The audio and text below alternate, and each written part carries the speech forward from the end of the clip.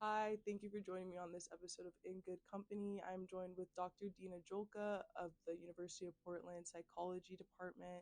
Hi, Dr. Julka. Thank you for joining me today and being Great. here. Thank you for having me. Great. Okay, so normally I kind of would have started off with saying, you graduated from here, you did this, you did this, Okay. but your background is so extensive and so I'm old. diverse. No, but it's so diverse that I felt I had to work it into the questions Sure. to fully Yeah. cover everything. Sure. Starting with, you went to Université de Caen Oh. in Normandy, France, where Mhm. you completed a French degree. Can Yeah. you just speak on that, breaking down that language barrier and how that Sure. possibly opened your horizons to creating French relationships or just Absolutely in did. general? Yeah, it's one of my favorite experiences in my life and still probably the hardest, especially in the first 2 months. Yeah. Had I had a phone or some way to get back home, I probably would have said, I want to leave. But I grew up even going back a little bit in a family first generation student, and we really didn't have any money to travel, so I never left probably my 10 to 15 mile Yeah. radius. And yet I read a lot and really knew I wanted to travel and see the world, even though I didn't know what that was. So my very first flight was a flight to Paris, from Chicago to Paris. And I told this story in class once. I had packed, all of these peanut butter and jelly sandwiches, everything, just so I wouldn't starve on the flight. And about halfway through, the guy next to me just says, all this food is free, right? And you know, and he just hits the button for the flight attendant and says, you got to catch her up with this. So very nice people. From the minute I went to get a French degree, and so it meant right from the start opening up a French bank account, which was extremely frustrating. I had Spanish as a younger kid growing up, just in our school, and then switched to learning French probably in eighth or ninth grade. So I'd had a couple years, but it's very different than speaking with people, especially at their pace. And Yeah. and so right from the start, just like, okay, having to focus on this, making relationships with other students. I went there during the Gulf War, so it's like 1990, and our program, the broad program, was canceled. So I did this on my own. And so glad I went, but it also meant there were not very many Americans over there, which for the language side of things, much better. Like, Yeah. I think what Definitely. happens when you travel abroad, if you have a lot of English speaking, it's just much easier, and like you want to rely on that. Yeah. And so I was forced to make these connections, and the first couple of months were extraordinarily hard. I felt like I was having just really superficial conversations with people just because of my language limitations. I could understand most of what they were saying if they spoke slower, especially, but I couldn't respond. I felt like I was like a 7-year-old responding to an adult question. Yeah. And it was embarrassing. Like that experience has stuck with me ever since, just in terms of like how a situation can make us doubtful of ourselves as well, because I didn't have those types of academic doubts until I went there, and all of a sudden just felt like not confident at Yeah. all. But stayed there, made some lifelong, I mean, these are friends I still talk to, still see on occasion when I travel. And yeah, that connection, the like slowing down, really knowing people. Also, I felt like a lot of people from abroad, they really want that deep connection. So Yeah. it wasn't like a big party atmosphere. Like when I was at Purdue, it felt like a lot of fraternity party atmosphere. This felt like small dinner parties. Oh, hi, come on through. I didn't know there's someone in there. Okay. Um, this felt like really good connective experiences, dinner parties. And so it helped with the language, but it also helped in terms of feeling deeply connected with Yeah. people and interconnected. Like they're one thing about our culture is we're so individualist and like do it alone, do it on your own. That being in a situation where you are really confronted with to be successful, you have to depend on other people, I think was really good for me. Yeah. Yeah. Yeah. I'm glad you said that because I definitely remember when I went to Granada, Spain and did that Yes. program. Yes. I had the worst headaches Oh, for the first month, and we lived with a host family. oh So yeah. there's no choice. Oh Like, you yeah. had to speak Spanish all the time. And in the moment, I was like, this Mm. is just so hard. It's And so same, I challenging. never doubted myself academically Yes. before going there. And I was like, Yes. why am I not getting it? My roommate was so much better at speaking Spanish than I Totally. was. Yep. And then, but then by the end of it, I felt very grateful to have been forced Forced to into stay that through it situation. and Yeah. forced through the discomfort. Yeah. So many times we're able to escape discomfort. Yeah. And here, if you're trying to, even when I would try to speak French with somebody Hmm. or Spanish, like um, the minute, in the US, the minute I couldn't follow, it's like, oh, switch to English. Yeah. Yeah. And there, yeah, you are forced through the You had to. discomfort. You get better, and it does give an appreciation today for people who are living here and English isn't the first language. Like, Yeah. slow down, appreciate that they're in this unsettled situation and probably not feeling their best, Yeah. honestly, just in terms of communication. I think it's a great experience, Yeah. although uncomfortable for Yeah. sure. Although uncomfortable, but that's how you grow. Yep. Um, so yeah, likewise in your traveling experience, you have been to over 40 countries or up Yeah. to 40 countries Over now? probably closer to 50 now, Closer to but 50. probably Wow. 40 with like my daughter. So, Yeah, mhm. that's awesome. Yeah. First, can you speak on that as well? Just seeing, Yeah. I don't know, would you say we're really all that different? Obviously, there's Mm. cultural differences and Mm-hmm. different norms that you have to learn. Mm-hmm.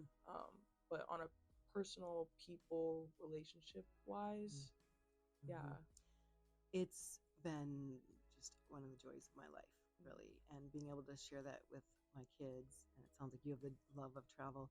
It is also something, not everybody enjoys it. yeah, So I'm very happy that my kids will step into that with me.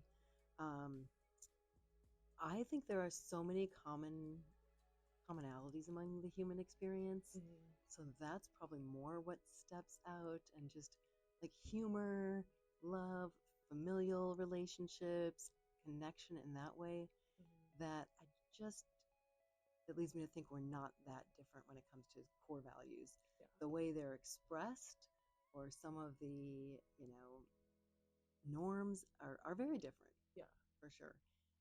Women's roles can be extraordinarily different, and that can be very tough. Um, for me, I remember when I was married, my husband and I, um, for our honeymoon, went to Kenya and Tanzania and Zanzibar, and we did some like coconut tree farm experience, and they have people that climb up the coconut trees, to mm, draw, and they're doing their, does anyone want to try, and so he tries and gets up like 2 feet. It's a flop, yeah, and then I'm like, I'll try. And so I get up there, I start going, he my husband, just jokingly says, oh, don't let her do it, she's gonna ace it for sure, she'll be able to do this, it'll be embarrassing. And then they start saying, oh, sorry ma'am, like, you can't do it, you can't do it. I'm like, oh, no, he's joking. And they're like, no, your husband said no. And I'm like, are you kidding me? Like, what? really, And then he said, he's like, oh, you can say yes. And you know he was like, wow, that's different, like my word yeah, is just taken immediately, immediately. And wow, and for us, it's like we would just joke around like that. So some of those differences really do stand out, and yet make you like question. I don't think there's one best way to live a life yeah, or one best culture. There are really positive things, and like the communal nature of some of these cultures is so beautiful. yeah, It's really something to agree, behold. Um, and the generosity mm, um, of people who have very little material goods, but are very giving, and like yeah, they offer the best that they have to their guests, and it's a very different way to live. Um, And so, yeah, some of these, I've done, some of them have been more like volunteer experiences, like in Honduras, building wells, or in Venezuela, and like down in South America and such. And then across the board, it's like the joy of childhood and the love that people have for their kids and their family and community. It's like that, to me, transcends any cultural Yeah. differences. Yeah. Mm-hmm. That's great that you said that. Yeah. Thank you for that. Yeah. Relationships expand more than just, what's immediately in front of you, what Totally. we agree with politically, Absolutely. what you're wearing, your socioeconomic status, Totally. etc. And honestly, like, you also learn some of these places that if you looked at their government and judged the people based on what the government does, it's inaccurate. I mean, I wouldn't want to be judged by our government either. Yeah. Like when we're thinking, oh, every American is like this, because it's just not true. And I think that travel really does give you that experience. Like, here, this government system you might completely disagree with, but the people are really kind and warm and funny, and yeah. And it's almost surprising. Yeah, definitely. Yeah. Yeah. But I'm glad that you kind of debunked that myth a little bit. Totally. Moving on a little bit, I really want to get into the relationships course. Yeah. Teach a relationships course. And you've been teaching that now for 15 years. Yeah. How have you seen it? Not only, I guess, two questions. Yeah. What has been your favorite part teaching that course? Mm-hmm. And how have you seen it evolved over the course of 15 years? Yeah. Unfortunately, I didn't get to teach it all the time. So it's maybe been like 6 times during that 15-year period. Okay. So sometimes there are gaps, and now I think it's just going to now be in the regular mix, which is great. And because I think it's critical to our life and health and happiness, and those are not skills we learn. Like, unlike a lot of these other things we learn in school, we probably should be learning about relationships starting preschool or whenever you start school. It should be part, because everyone will say, oh, you have to work at relationships, but it's like, well, what is that work? What does that mean? It's not really defined. I think with some of the technological changes, relationships have changed a lot. And with us being able to do so much independently, that we can cut out a lot of interaction, a lot of social interaction. Yes. And then with COVID also, huge changes. And then also I would just say, recognizing, and one of my favorite parts also is like this recognition that people are understanding they need close relationships, but they want everything from one person. And it's the level of expectations for our relationships today are higher than they've ever been, ever. And I just don't know that I see any end to that unless we actually like explore it. If you look at my parents' relationship, and certainly any time before that, a partner might have been somebody that you share a household with or share child rearing, or but it wasn't, also the expectation wasn't, this is my intellectual partner, my we're going to have great physical attraction for our whole life and raise kids and be a best friend, and like all of these areas of connection, just wanting that from one person. And then, the expectation would be that that person would have that for you as well. To do that without understanding like the tools or skills needed for relationships, I think is an impossible task. And so I think, kind of, I remember listening to some radio show. It's like one of these humorous shows, and they would do this, like, you've heard, like the second date update thing. I don't know if you've heard shows like that. And they made some comment once, like, oh, we have somebody on the show who actually teaches a relationships class. Like, what? No, we can't. There's no research on relationships. How can you teach that? And I was listening to the show, and I'm like, actually, there's a lot. Like, I think people aren't aware that, like, this is something that is studied in a scientific manner, and we have better information, less better, and it's not a complete mystery, and yet there is still mystery involved, for sure.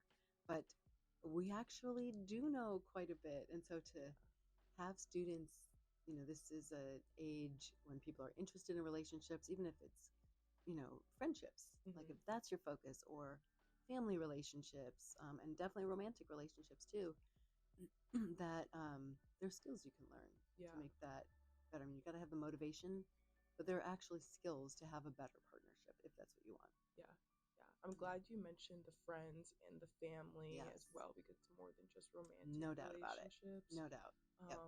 And something that you said reminded me of something another professor had mentioned once. I'm forgetting his name. Yeah. But we were talking about DBT, dialectal behavior therapy. And he mentioned how that essentially, like, we don't have a step-by-step guide. Like, we learn how to do things like taxes, we learn how to do things like math, algebra, whatever, but we don't learn how to be like a functional person when it comes to being in a relationship. We don't learn how to break up with someone in a way that's gonna not hurt them or affect you. We don't really learn how to, I don't know, cope after a breakup either. That's something that's kind of learned when it first happens. That's right. Yeah. Or we learn it through movies, which is not we learn it through movies. a great way to. Yeah. Or like by example, watching a parent break up. Yeah. Or a family or a best friend break up. And that's right.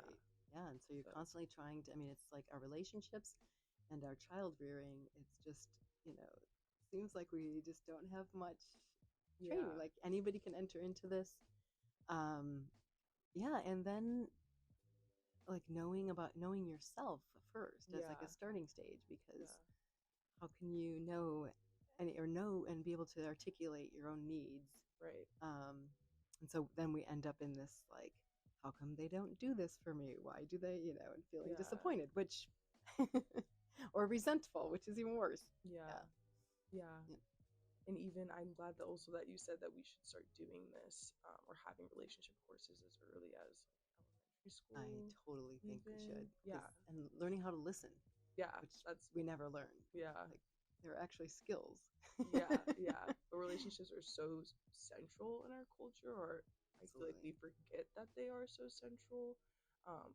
Like even taking your University of Portland experience, you've been here for quite a long time. Yeah. What's keeping you here? Like, I feel like if you, I don't know, if you didn't like where you were at, if you didn't like the dean, the provost, etc., you would have left a long time ago. So yeah, speaking to the professional relationships, how even that's crucial. Yeah, absolutely. And thankfully, I really do cherish my colleagues. So in our department, I think we're really lucky. Not lucky. It's not luck, actually. It's really good people who also work to keep conflict. Like, you're never going to be in any relationship, whether it's work or friendship, where there's no conflict. Right. Like, then there's no investment, then you're already stepping out. So, but it's a chance to like appreciate more about that actual person. Like, what do they think? And I do think there's such like people feel free to talk and have differences of opinion, and yet we come to consensus in a very thoughtful and engaging way. And so that level of respect is really good. And I feel like that as a university community in general, I don't know everybody, but that has made it much easier for me to be here and remain engaged, and throughout all different parts of my own life. Like, when I first started, I didn't have any kids, and kind of diving into everything full on. And, and then it's like when you have kids, it's sort of different, but also like how is that going to be received with the community? And it matters. And those work relationships are critical. I think if you have high conflict or lack of respect or communication at work, to have that kind of stress in your life, you would want to step away if you could. Like, not everybody can, obviously, but those are huge areas of important relationships also. Everything that you just said can be applied to any kind of relationship. Totally. Sibling relationship, romantic relationship. That give and take on both or multiple sides is really, really important. Really important. And any of those, I mean, when one of those relationships is out of whack, when one of our important relationships is like, you can't focus on anything else. No, I yeah, mean, and that you're, affects your yeah, other that's right. relationships. Yep, Yeah, absolutely. yeah. So I guess thinking about what we just mentioned and just talked about, what advice would you give to maybe a incoming freshman that is, I don't know, from the East Coast and wanting Hmm. to rebrand their life, I Yeah. suppose, and like starting completely fresh? Hmm. How important it is to make those meaningful relationships with your peers, but also Hmm. your professors, and Yeah. yeah, Yeah, I think it's such a critical element to your success in college, and yeah, probably starting right away in that first year. If most people, most people, if they're going to leave, they already know it within that first semester. Like, right, this is not a yeah, good fit, or I can't do this. Um, I think our social experience and our relationships is one of the key elements. mhm, Um, you can't, the thing about, I mean, especially if you don't know most people, and even if or if you know nobody at all, you do get to rebrand. You get yeah, out of the roles that you play within your family, which can keep you stuck yeah, sometimes. It's tough to, if you're the little sister or it's hard to get out of that role sometimes. mhm, Um, I think one of the biggest things is just being open to meeting people right from the start. So mhm, it's so easy now with a computer in our hand to, we feel uncomfortable or feel like we don't fit in, and you won't right away. You yeah, don't know anybody. yeah, To step away, like to step out of that discomfort. And so I think being just open to talking with people that you might not think you would be friends with. Like, it's yeah, different than high school. In high school, you probably knew at least some of the people for quite a while. yeah, You end up in these, or you have teams that you're on. So it's like your volleyball team or softball team, or you're in theater or whatever your group. You have those, and you might still in college, but you might not. yeah, So joining things that you're interested in, really, really important. But I think, and also don't turn down potential friendships and such until you really know people. mhm, Like, we're not, sometimes the people you meet and in the first 2 weeks you think, oh, I'm gonna be best friends. This person's so interesting. Yes. yeah, Those are not the people 3 years in that you even talk to anymore. You might not have any bad, relationship with them, but that was the first impression. And so, in your classes, work with people in groups, mhm, talk to people just in those 3 or 4 minutes when you're in a class before class starts. That continuity and seeing somebody on a continual basis, which happens in a classroom, for instance, that's the core of a deeper relationship. So, in my classes, I don't know, students might not like this, but like, you have to take your AirPods out right from the start, when you enter, and I really do that to try to encourage people to talk with each other. Um, we didn't used to have all those obstacles, so we didn't have a choice about it. Like, we didn't have headphones that you would take everywhere, or music that would last forever, yeah, um, and so now we actually have to make a concerted effort. Um, and then I think, if you're living in a residence hall, like, join into things, even yeah, if it doesn't seem cool. It's a new stage of life, and coolness changes over the lifespan. So what might yeah, have been cool in so high true. school is That's not, really true. you know, is not going to be cool. And so I think just the effort there and being open to discomfort. Yeah, Um, Nobody, even though everybody looks like they're having a blast or looks like they fit in, you'd be surprised at how many people don't feel like they fit in. And same with, professors. Like, don't be afraid to just talk to people. We do remember you, especially at if you're in a smaller school, like, you will be remembered. We know who you are. And so making those same types of connection, like, just talk about your life. mhm, Um, it doesn't even have to be content related for the class. I mean, it can be if you're yeah, really interested in that or have questions, obviously. But um, the art of, like, the small talk and such, that actually does lift people. So when we look at, like, the literature on depression or anxiety, um, those little interactions during the day can lift us out of that. yeah, It can be the person that you get your burrito from at the, just like Yeah. that 30-second, and you see them day after day.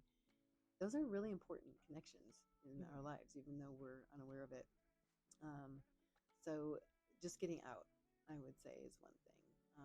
Because it's very easy to kind of hide away and you know, do what you need to for your classes, but this experience is so much more than just classes. Yeah, Yeah. that's so true. Even now as a senior, like looking back, my Yeah. freshman year I was not really involved in very Mm-hmm. much at all. Yeah. And just thinking now how much more fulfilling my senior year has been, that I've Totally. reached out to this professor, that I've Yeah. scheduled a meeting with this one and doing Yeah. this with you Yeah. now. Yeah. Um, and even like with club participation, it's so Totally. much more fulfilling. I feel way more connected with the university in Yeah. general. Mm-hmm. Um, yeah, And that's the skill building. So yeah, that's like when you say you got to work at relationships, that's exactly what it is. yeah, exactly. Number one is showing up for it. Yeah. Like if you're not stepping into it, you can't.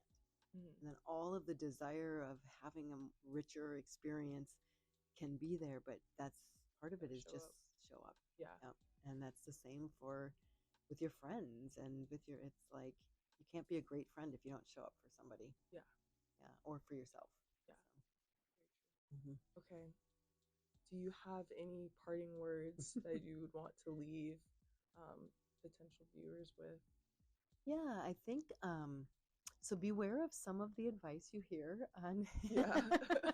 On on TikTok. something, um and but there is really good research out there. So if you do Yeah. have questions or um and so think one thing is kind of knowing yourself, know what you need in a relationship, and this is true with friendships as well. We're sometimes braver in our friendships and certainly in our own homes often to state what we need. Hmm. Um, and so in our romantic relationships, we often don't. We kind of expect this magic. They're going to magically know. And then we're much more likely to criticize Hmm. or feel, you know, I don't know, just like you don't really understand me. And so, on a more positive way, like if you state actively what you need in a relationship or what you, and they may or may not be able to give it.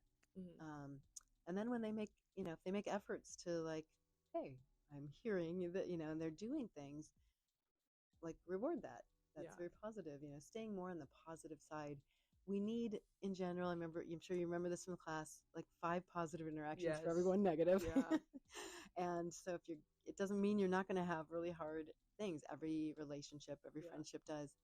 But keep that in mind, like sometimes in choosing your battle, how important is this? Yeah. Um, we tend to live in this like very power dominated, like I'm going to push my way through, but successful relationships really don't work that way. So Yeah. It's the it's the compromise. compromise. Yeah. Yep. and and really put your energy into something. Like you gotta have the continuity. It's very difficult to maintain friendships or romantic relationships if you don't have a consistent connection. Yeah. Yeah. Well, thank you Yes, again of course. for joining me on In Good Company, where we talk balance and boundaries in relationships. This is Dr. Deana Julka. She teaches the relationships course and a couple of other courses. Do you want to highlight those as well? If you Sure. would like to. I'm teaching forensic psych right now. I teach psych of aggression, social psychology, the self, political psychology. Just have a wide Yeah, cross cultural sometimes. So wide variety, but yeah, I'm really enjoying health psychology. So I'm really enjoying the relationships. I like that. yeah, I'm glad I'm going to be able to do that more often. So yeah. That was really yeah. fun classes. Oh, thank you. Yeah. But yeah, thank you for